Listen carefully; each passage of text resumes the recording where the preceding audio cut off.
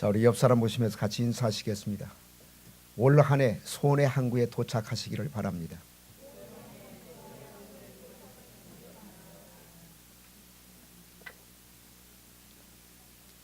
살아있는 사람은 누구나 나름대로 소원을 가지고 인생을 살아갑니다. 특별히 새해가 되면 사람들은 새로운 소원을 가지고 한 해를 시작하게 됩니다. 그런데 우리는 소원하면 하나님의 뜻과는 상관이 없는 그런 내용일 것이다, 이렇게 생각하기가 쉽습니다. 그러나 저는 성경을 읽으면서 그것이 아닐 수 있다는 사실을 발견했습니다. 빌립보 2장 13절에 보시면 너희 안에 행하시는 이는 하나님이시니 자기의 기쁘신 뜻을 위하여 너희로 소원을 두고 행하게 하시나니. 하나님은 하나님의 기쁘신 뜻을 위하여 우리의 마음속에 하나님이 소원을 두신다고 말씀하십니다. 그리고 그 마음속에 있는 그 소원을 이루게 하시는 하나님이시라고 말씀하고 있는 것입니다.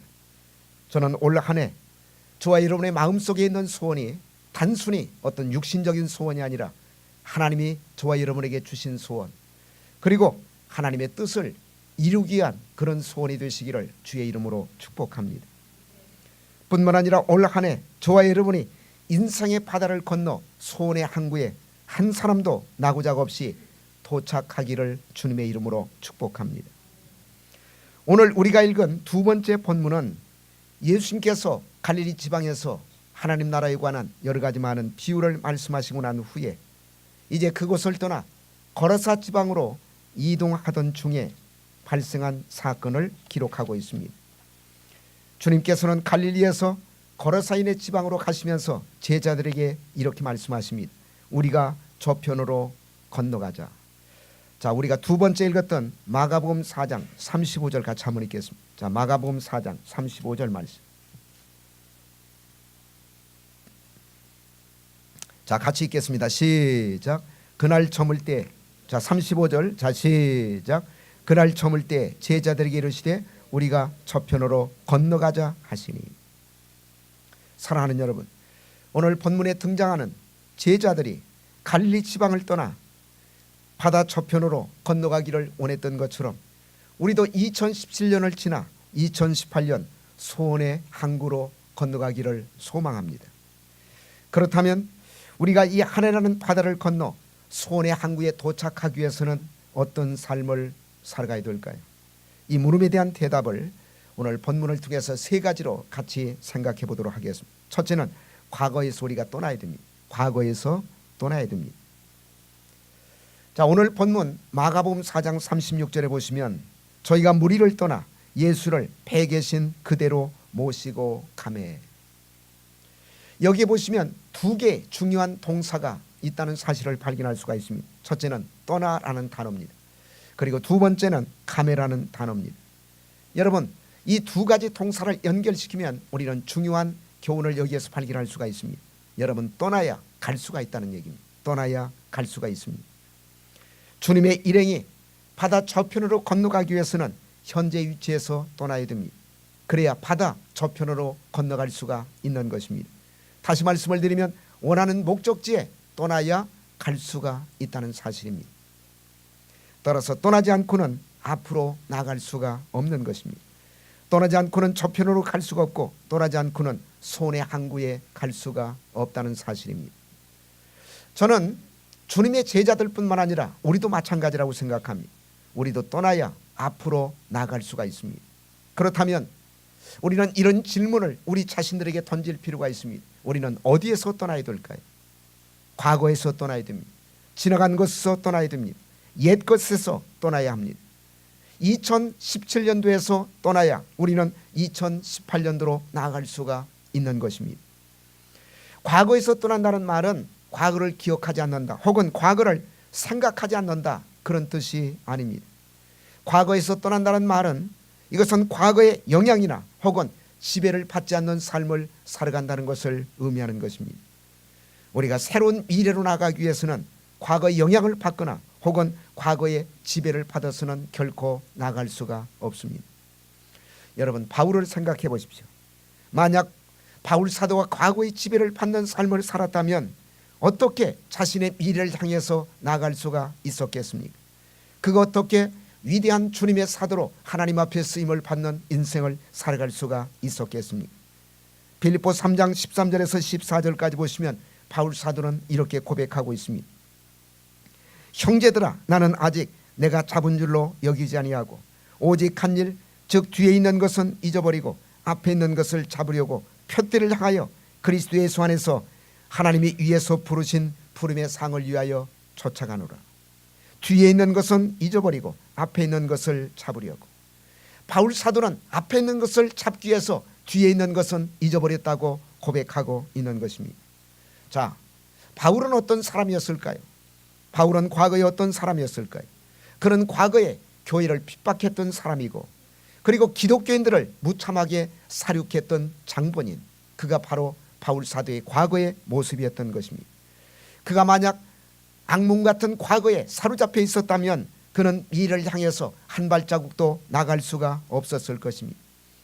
그러나 그가 과거에 악몽 같은 쇠사슬을 과감하게 끊어버렸기 때문에 그는 다메섹에서 부활하신 주님을 만나 회심하고 난 후에 기독교 역사상 가장 위대한 하나님의 종, 하나님의 사도가 될 수가 있었던 것입니다. 우리가 1월달, 한 해의 첫 달인 1월달을 가리켜서 영어로 제뉴얼이 이렇게 부릅니다. 독일어로는 야누아르라고 합니다. 야누아르. 이 말은 그리스 로마 신화에 나오는 야누스 신에게서 유래가 되었다고 전해지고 있습니다.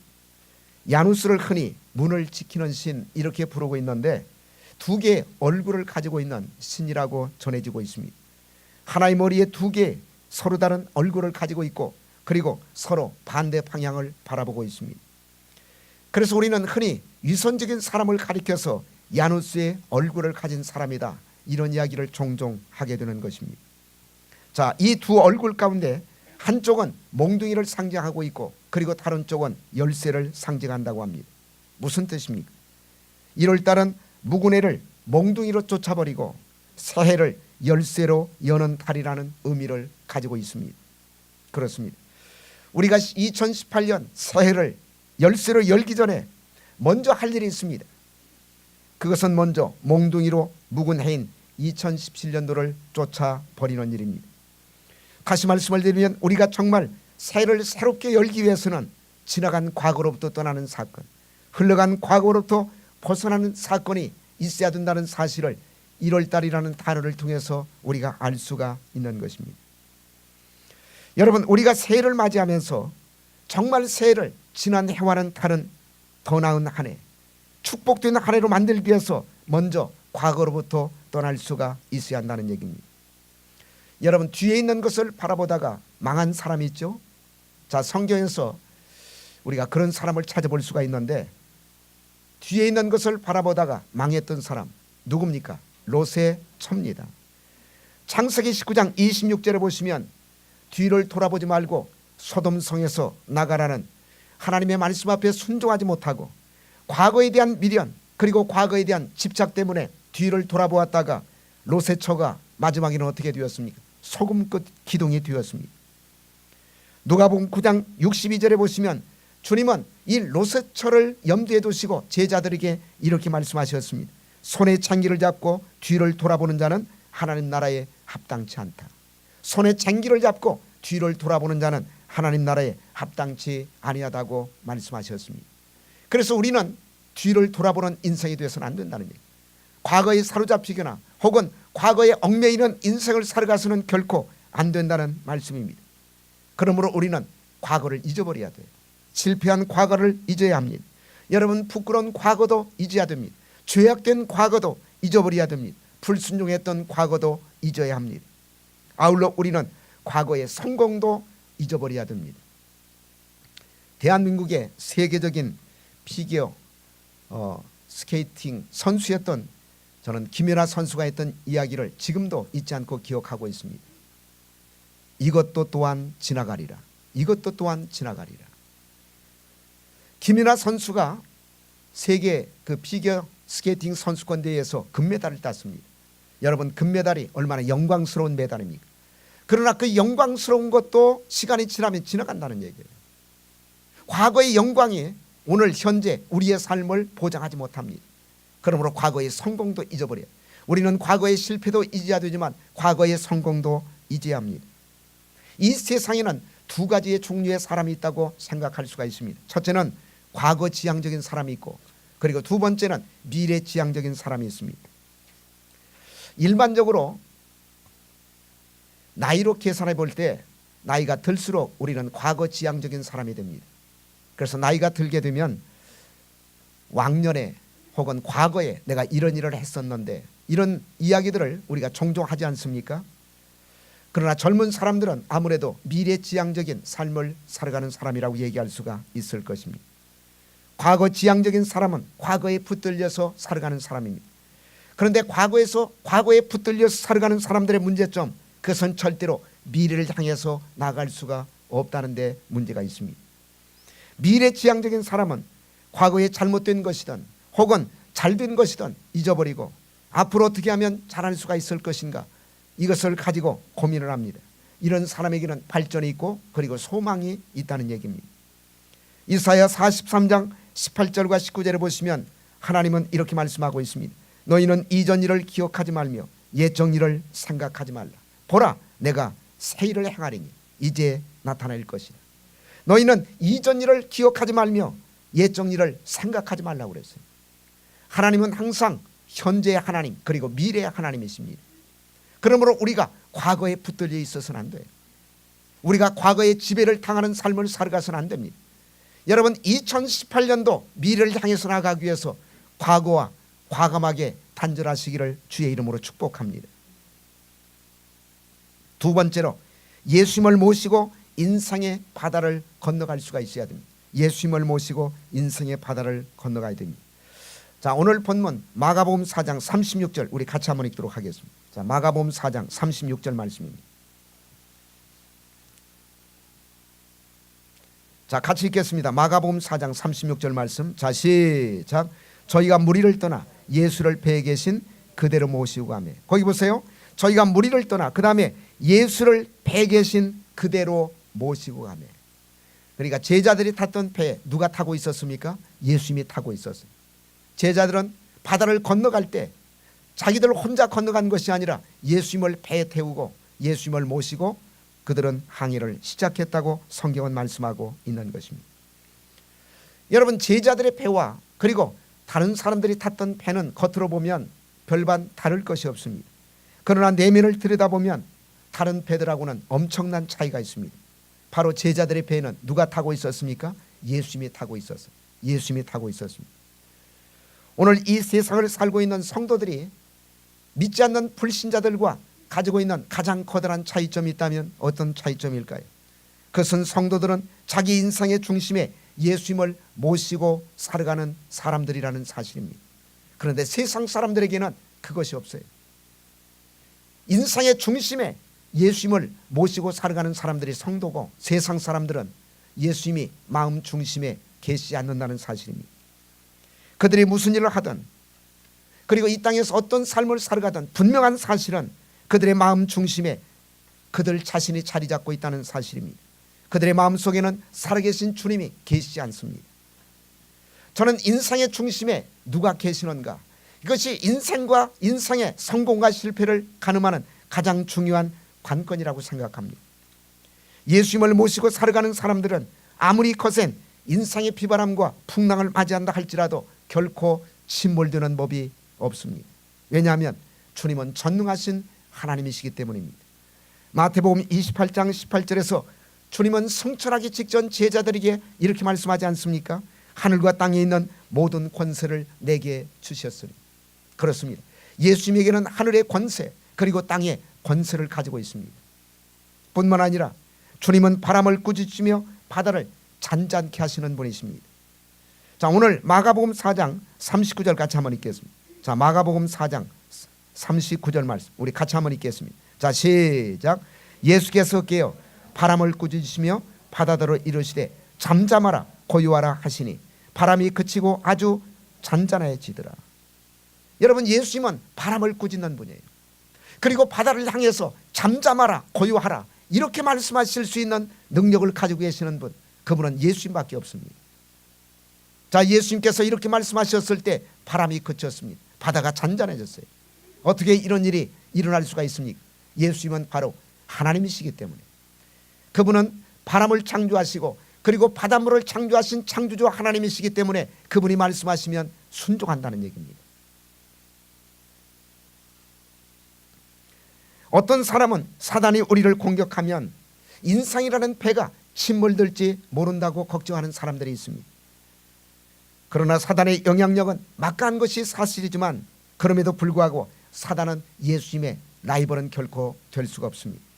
사단은 이미 예수님께서 십자가에 못 박히셨을 때 결정적인 패배를 당했습니다. 그러므로 예수님뿐만 아니라 예수님을 모시고 살아가는 성도들의 인생을 사단은 결코 침몰시킬 수가 없다는 사실입니다. 여러분, 우리가 예수님을 모시고 산다고 해서 시련이 없는 것은 결코 아닙니다. 오늘 본문 마가복음 4장 37절에도 보시면 제자들이 예수님을 자기 배에 모시고 항해를 시작했지만은 갈릴리 바다에서 그들은 풍랑을 만납니다. 그렇지만 중요한 것은 그런 인생의 풍랑이 우리를 인생의 바다에서 침몰시키지 못하며 우리가 가지고 있는 소망도 빼앗아가지 못한다는 사실입니다. 오늘 본문에 보시면 예수님을 모시고 살아가는 사람들에게 나타날 수 있는 두 가지 중요한 특징이 오늘 본문에 기록되어 있습니다. 첫째는 뭐냐면 반드시 목적지에 도달한다는 사실입니다. 반드시 목적지에 도달합니다. 그들이 갈릴리 바다에서 만났던 풍랑, 그 풍랑이 그들의 가려는 길을 막지 못했습니다. 그들의 장애물이 되지 못했습니다. 그들이 탔던 배를 침몰시키지 못했습니다. 그래서 그들은 마침내 풍랑을 만나서 어려움을 겪었지만 그럼에도 불구하고 마지막에는 목적지에 도달했다는 사실입니다. 자, 마가복음 5장 1절 같이 한번 읽겠습니다. 마가복음 5장 1절 말씀. 자, 같이 읽겠습니다. 시작. 예수께서 바다 건너편 거라사인의 지방에 이르러 됐습니다. 그러니까 목적지에 도착한 거예요. 지금 예수님의 제자들은 예수님을 모시고 갈릴리 바다를 떠나서 어디에 가려고 했냐면 거라사인의 지방. 그런데 예수님께서는 마침내 거라사인의 지방에 도착을 했습니다. 그러니까 목적지에 도착했다는 얘기예요. 그들이 중간에 어려움을 겪었고 환난을 겪었지만 그럼에도 불구하고 예수님을 모시고 인생의 항해를 시작한 사람들은 반드시 목적지에 도달한다는 사실을 믿으시기를 주의 이름으로 축복합니다. 그 다음에 두 번째로 다른 배들에게도 축복이 됩니다. 다른 배들에게도 축복이 돼요. 여러분, 그날 제자들이 배를 타고 항해를 시작했을 때 제자들의 배만 갈릴리 바다에 있었던 것은 아니고 다른 배들도 있었어요. 다른 배들도. 자, 36절 다시 한번 읽겠습니다. 자, 마가복음 4장 36절 말씀. 자, 같이 읽겠습니다. 시작. 저희가 무리를 떠나 예수를 배에 계신 그대로 모시고 가며 그 다음 보세요. 다른 배들도 함께 하더니. 그러니까 갈릴리 바다에는 제자들이 탔던 배만 있었던 것이 아니에요. 거기에 다른 배들도 있었습니다. 다른 배들도 있었어요. 그런데 만일 제자들의 배에 예수님이 계시지 않았다면 풍랑 때문에 제자들이 탔던 배는 물론이고 다른 배들도 모두 침몰하고 말았을 것입니다. 그런데 예수님께서 제자들의 배에 타고 계셨기 때문에 바람을 꾸짖고 그 다음에 풍랑을 잔잔케 하셨어요. 그래서 제자들이 탔던 배는 물론이고 다른 배들도 안전하게 항해할 수가 있었다는 사실입니다. 여러분, 이것은 창세기 12장 2절에서 하나님께서 아브라함에게 말씀하셨던 복의 근원이 되는 삶을 우리에게 알려주고 있는 것입니다. 제가 지난 시간에도 말씀을 드렸습니다마는 성경의 축복관 그리고 기독교의 축복관은 나만 하나님 앞에 복을 받아 살아가는 삶이 아니에요. 내가 먼저 하나님 앞에 복을 받고 그리고 그 복을 나를 통해서 다른 사람들에게 전달하는 삶, 다른 사람들에게 내가 받은 그 축복을 흘려보내는 삶, 이것이 바로 기독교의 축복관이고 성경의 축복관이라는 사실입니다. 다시 말씀을 드리면 하나님께서 아브라함에게 말씀하셨던 복의 근원이 되는 삶에, 근원이라는 말은 복의 통로가 된다는 얘기입니다. 그래서 내가 먼저 복을 받고 그 다음에 나를 통해서 내 주변에 있는 사람들이 동일하게 하나님의 축복을 받을 수 있도록 만드는 삶, 이것이 바로 성경의 축복관입니다. 여러분, 이런 삶을 살았던 구약의 가장 대표적인 사람이 누굴까요? 저는 그 사람이 바로 요셉이라고 생각합니다. 창세기 39장 5절에 보시면 성경은 이렇게 말씀하고 있습니다. 그가 요셉에게 자기 집과 그 모든 소유물을 주관하게 한 때부터 요셉을 위하여 그 애굽 사람의 집에 복을 내리심으로 여호와의 복이 그의 집과 밭에 있는 모든 소유에 미친지라. 자, 요셉을 위하여 애굽 사람의 집에 복을 내리심으로. 다른 말로 얘기하면 요셉 때문에 누가 복을 받았다고요? 그 주인이었던 보디발의 집이 복을 받았습니다. 여러분, 그것이 바로 기독교의 축복관입니다. 그게 바로 복의 근원이 되는 삶이에요. 우리 옛 어른들이 그런 얘기 하지 않았습니까? 며느리가 들어와서 그 집이 잘 되게 되면 그 며느리를 가리켜서 뭐라고 얘기합니까? 얘는 우리 집안의 복덩어리야. 근데 진짜 복덩어리는 예수 믿는 사람이 복덩어리예요. 예수 믿는 사람들이 복덩어리입니다. 자, 옆 사람 보시면서 집이가 바로 복덩어리입니다. 그렇게 한번 얘기해 보세요. 우리가 복덩어리예요. 그러니까 우리만 복을 받아서는 안 돼요. 내가 받았던 그 축복을 다른 사람들에게 전달하셔야 돼요. 우리가 어떻게 전달할 수가 있습니까? 우리가 전도하는 것, 우리가 선교하는 것, 그것이 바로 우리가 받았던 축복을 다른 사람들에게 전달하는 행위입니다. 그래서 우리 주변에 있는 사람들이 나 때문에 복을 받고 나 때문에 하나님의 축복 가운데 거하는 삶, 그것이 바로 예수 믿는 사람을 통해서 하나님이 기대하시는 삶이라는 것을 알 수가 있는 것입니다. 사랑하는 여러분, 올 한 해 안전한 항해를 원하십니까? 여러분, 소원의 항구에 도착하시기를 원하십니까? 그렇다면 예수님을 모시고 인생의 항해를 시작하시기를 바랍니다. 이것은 우리의 입술의 고백만으로는 부족합니다. 그분이 참으로 내 인생의 선장이고 그분이 참으로 내 인생의 주인이시라면 내 삶의 모든 영역에서 그분이 지배하고 그분이 다스리는 삶을 살아갈 수가 있어야 됩니다. 그러기 위해서는 우리가 말씀 앞에 순종하셔야 돼요. 이렇게 주님을 내 인생의 선장으로 모시고 살아가는 사람은 어떤 인생의 비바람과 풍랑이 몰려온다 할지라도 안전한 항해를 계속하게 될 것입니다. 시편 16편 8절에 보시면 내가 여호와를 항상 내 앞에 모시며 그가 내 우편에 계심으로 내가 요동치 아니하리로다. 하나님을 모시고 예수님을 모시고 인생의 항해를 시작하게 되면 비바람이 몰아친다 할지라도 요동치 않는다고 시편 기자는 고백하고 있는 것입니다. 이사야 43장 2절을 보시면 내가 물 가운데 지날 때 내가 함께 할 것이라. 강을 건널 때 물이 너를 짓물지 못할 것이며 내가 불 가운데 행할 때 타지도 아니할 것이요 불꽃이 너를 사르지도 못하리니. 여러분, 하나님의 백성들도 때때로 물 가운데로 지날 때가 있고 강을 건널 때가 있고 그 다음에 불 가운데로 지날 때가 있습니다. 그러나 주님이 우리와 함께 하시기 때문에 물이 우리를 짓물지 못할 것이며 불꽃이 우리를 사르지도 못할 것이라고 약속하십니다. 그러므로 올 한 해 인생의 바다를 건너 소원의 항구에 도착하시기를 원하신다면 주님을 내 삶의 한복판에, 여러분의 마음 한복판에 주님을 선장으로 모시고 인생의 항해를 시작하시기를 주의 이름으로 축복합니다.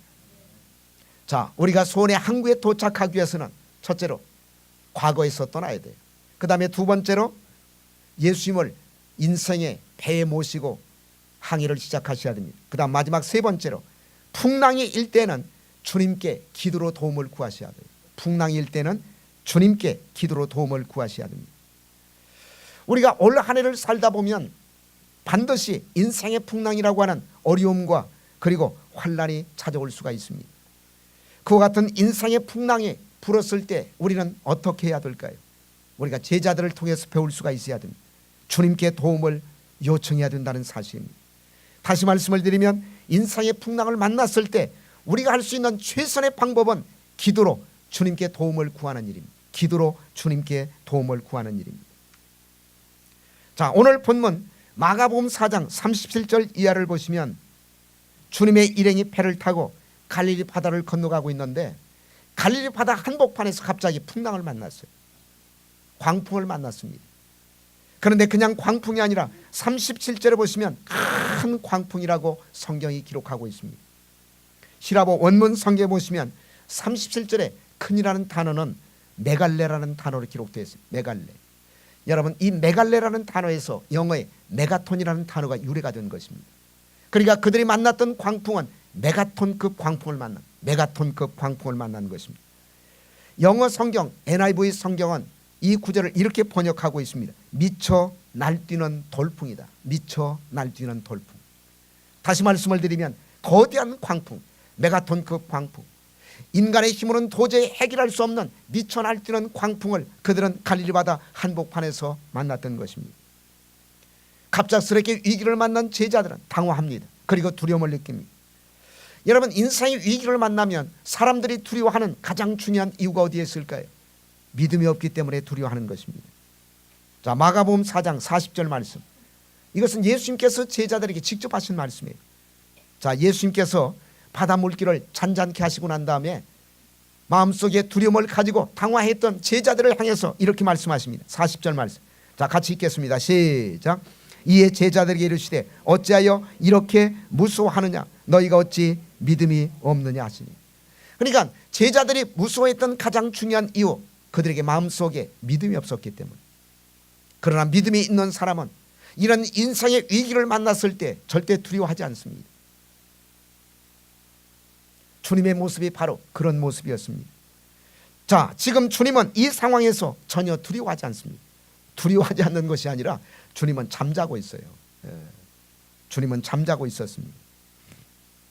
자, 38절 같이 읽겠습니다. 자, 마가복음 4장 38절 말씀. 자, 37절부터. 자, 시작. 큰 광풍이 일어나며 물결이 부딪혀 배에 들어와 배에 가득하게 되었더라. 예수께서는 고물에서 배기를 베시고 주무시더니. 거기 보세요. 지금 갈릴리 바다 한복판에서 거대한 광풍을 만났어요. 그리고 파도가, 짚지만한 파도가 이제 배를 침몰시키기 위해서 계속 이제 배에 부딪힙니다. 배에는 물이 고이기 시작했습니다. 제자들은 당황합니다. 제자들은 두려움을 느낍니다. 그런데 예수님은 거기에서 주무시고 계세요. 그 다음에 두 번째로 제자들이 두려웠던 첫 번째 원인은 믿음이 없었고, 그 다음에 두 번째로 제자들은 왜 두려워했을까요? 제자들이 두려웠던 것은 가장 중요한 사실을 그들이 잊어버리고 있었기 때문에. 어떤 사실을 그들이 잊어버리고 있었을까요? 당황한 나머지 제자들은 배 안에 예수님이 계시다는 사실을 잠시 잊어버렸어요. 예수님이 계시다는 사실을 잠시 잊어버렸습니다. 제자들은 배가 침몰할 수밖에 없는 순간에 이르러서야 배 안에 예수님이 계시다는 사실을 그때야 깨닫습니다. 그리고 주님께 도움을 요청합니다. 자, 38절 다시 한번 읽겠습니다. 38절 말씀. 자, 시작. 예수께서는 고물에서 배기를 펴시고 주무시더니 제자들이 깨우며 가로되 선생님이여 우리의 죽게 된 것을 돌아보지 아니하시나이까 하니. 제자들이 깨우며 가로되 선생님이여 우리의 죽게 된 것을 돌아보지 아니하시나이까 하니. 여러분, 제자들이 했던 이 말은 무슨 고백이었을까요? 자신의 무능함을 인정하는 고백이었습니다. 주님, 우리의 힘으로는 되지 않습니다. 우리의 능력으로는 해결되지 않습니다. 주님, 우리는 무능한 존재들입니다. 무능한 존재들입니다. 주님이 도와달라고. 주님께서 이 문제를 해결해 달라고. 주님께서 살려달라고 말이죠. 사실 제자들은 어떤 사람이었을까요? 그들은 대부분 갈릴리 바다에 익숙한 어부들이었습니다. 어부들. 그러나 시간이 지나면 지날수록 상황은 더 악화되었습니다. 마침내 제자들은 노를 저으신 경험이 전혀 없으신 전직 목수이신 예수님에게 현직 어부가 도움을 요청합니다. 얼마나 아이러니합니까? 바다에 대한 경험이 전혀 없었던 전직 목수이신 예수님에게 현직 어부인 제자들이 도움을 요청해요. 오늘 제자들의 모습을 통해서 우리가 발견할 수 있는 가장 중요한 교훈이 하나 있습니다. 혹시 여러분의 삶 속에 경제적인 풍랑, 혹은 사업의 풍랑, 건강의 풍랑, 인간관계 풍랑이 일고 있습니까? 그럴 때 우리가 무엇을 해야 될까요? 제자들처럼 그 문제를 가지고 주님께 나오셔야 돼요. 그리고 그 주님을 깨우셔야 됩니다. 그리고 주님께 도움을 구하셔야 됩니다. 주님께 간절히 기도하셔야 됩니다. 우리가 만약 주님을 깨우고 그리고 주님께 기도를 통해서 그분의 도움을 구할 수가 있다면 해결될 줄로 믿습니다. 인생의 거대한 바람이 잔잔해지는 기적을 체험하게 될 줄로 믿습니다. 한 소년이 시골에 살고 있었습니다. 하루는 비가 억수같이 퍼붓는 바람에 집 앞에 있는 거대한 나무가 쓰러져 가지고 길을 막고 있었습니다. 소년은 혼자서 그 나무를 지어보려고 길을 썼지만 소년의 힘으로는 끄떡도 하지 않았습니다. 소년이 나무 앞에서 쩔쩔매고 있을 때 아버지가 나와서 그 소년에게 이런 질문을 던졌습니다. 얘야, 내가 할 수 있는 일은 모두 해보았니? 아들이 대답하기를, 예 아빠, 제가 할 수 있는 일은 모두 다 해보았지만 이 나무는 전혀 움직이잖아요. 아버지가 아들에게 다시 이렇게 얘기합니다. 아니다, 내가 아직도 하지 않은 한 가지 일이 있단다. 내가 아직도 하지 않은 한 가지 일이 있단다. 그것이 무엇인지 알겠니? 잘 모르겠는데요. 다시 아버지는 아들에게 이렇게 얘기합니다. 너는 이 아빠에게 도와달라는 말을 하지 않았어. 너는 이 아빠에게 도와달라는 말을 하지 않았어. 여러분, 우리가 인생을 살다가 어떤 장애물을 만났을 때 우리가 모든 일을 다 했어도 만약 아버지 되시는 하나님 앞에 우리가 도움을 구하지 않는다면, 기도하지 않는다면 우리가 할 수 있는 일 가운데 가장 중요한 일을 하지 않은 사람이 되고 만다는 사실입니다. 그래서 중요한 것은 내 힘으로 그것을 해결하려고 애쓰기보다는 포기하시고 주님에게 도움을 구하셔야 돼요. 제자들처럼 말이죠. 말씀을 정리하겠습니다. 2018년도 우리가 올 한 해를 살다 보면 인생의 바다에는 잔잔한 물결만이 우리를 기다리고 있는 것은 결코 아닙니다. 언제든지 바람이 불고 여러분 오늘 본문에 등장하고 있는 제자들처럼 거센 풍랑을 만날 수가 있다는 것입니다.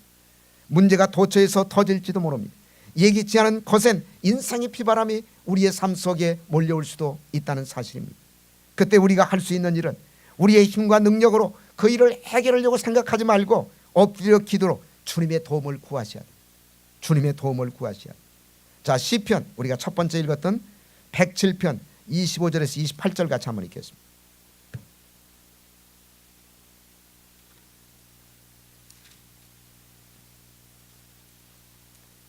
자, 25절에서 28절까지. 자, 시편 107편 25절에서 28절까지 같이 한번 읽겠습니다. 자, 같이 읽겠습니다. 시작. 여호와께서 명하신즉 광풍이 일어나서 바다 물결을 일으키는도다. 저희가 하늘에 올랐다가 깊은 곳에 내리니 그 위험을 인하여 그 영혼이 녹는도다. 저희가 이리저리 구르며 취한 자같이 비틀거리니 지각이 혼돈하다. 이에 저희가 그 근심 중에서 여호와께 부르짖음에 그 고통에서 인도하여 내시고. 거기 보세요. 이에 저희가 그 근심 중에서 여호와께 뭐 했다고요? 부르짖음에. 거대한 광풍이 몰려왔을 때 그들은 거의 죽게 되었어요. 그때 그들이 했던 가장 중요한 일이 뭡니까? 여호와께 부르짖었다는 사실, 기도를 통해서 하나님의 도우심을 구했다는 사실입니다. 그때 어떤 일이 발생했습니까?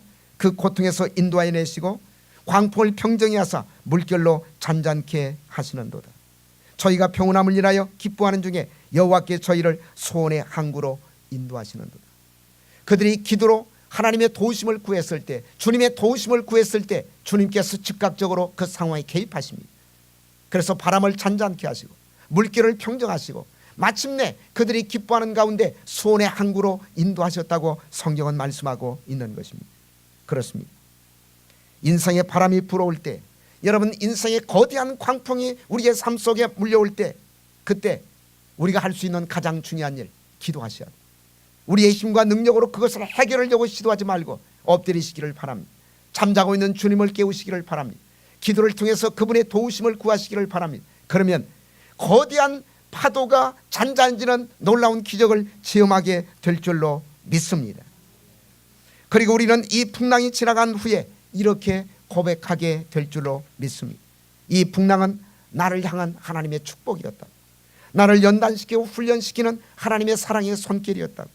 나는 인생의 풍랑을 통해서 기도를 배웠고 하나님을 의지하는 법을 배웠다고.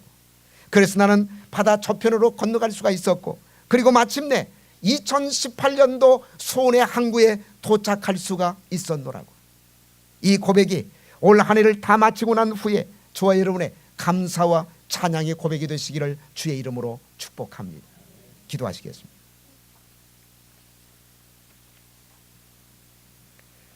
살아계신 주님 감사합니다. 올 한 해 인생의 바다를 건너 소원의 항구에 도착하기를 원합니다. 그러기 위해서 과거에서 떠날 수 있도록 도와주시옵소서. 과거의 실패, 과거의 불순종, 그리고 과거의 성공에서 떠나게 하여 주시옵소서. 그리고 2018년도 항해를 하면서 주님을 내 인생의 중심에 모시고 항해를 시작하게 하여 주시옵소서. 그리고 우리가 항해를 하다가 중간에 거대한 풍랑을 만났을 때 기도를 통해서 주님의 도움을 구하는 삶을 살아가게 하여 주시옵소서. 그리하여 바다를 건너 마침내 2018년도 소원의 항구에 한 사람도 나고자가 없이 도착할 수 있도록 은혜를 더하여 주시옵소서. 함께하여 주실 것을 믿사옵고 살아계신 예수 그리스도의 이름 받들어 감사하며 기도드리옵나이다. 아멘.